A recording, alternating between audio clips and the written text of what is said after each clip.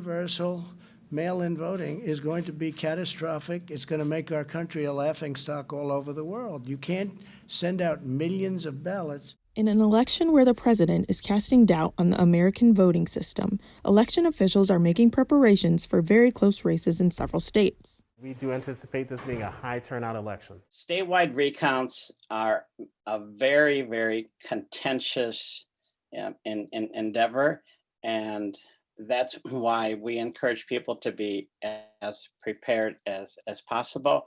This protest will continue until there is a revote in Palm Beach County. An election recount is a process where votes cast in an election are retabulated to verify the accuracy of the original results. So what triggers an election recount? There are a couple different triggers. One of the triggers we call a close vote margin trigger. If the election contest, the final results are very, very close, let's just say within a half of a percentage point, then in many states that will trigger an automatic recount. Only 20 states and the District of Columbia allow for automatic recounts when the margin between winner and loser is narrow enough or a tie. 43 states allow either candidates or voters to request recounts, and in some of those cases, there needs to be a close vote margin. Recounts can happen in races at any level, from local offices up to presidential elections. In the case of presidential elections, however, recounts are carried out at the state level rather than nationally. Either way, recounts cost money.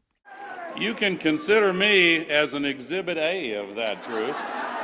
It varies from state to state. So if a candidate has to request, in some cases, a candidate will need to pay for that recount and put down a deposit. And if it's a countywide recount, then it would just be the county that would absorb that cost. If it was a statewide recount, then that's a state budgetary matter. But when we talk about close vote margin recounts, we describe them as taxpayer-funded close vote margin recounts. Recounts can be very challenging, but also very beneficial for democracy. It's an emotionally charged event, and it's contentious. We have 65 out of 67 counties that have accomplished their job under the law.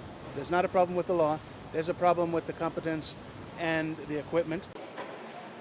A properly conducted recount will not only reassure candidates and voters that there's been a fair examination of all the procedures and an accurate count of the votes, but it can also help to do a really critical assessment of changes that need to be made and improvements that need to be made in the voting system, because you're under intense scrutiny by the public and the press.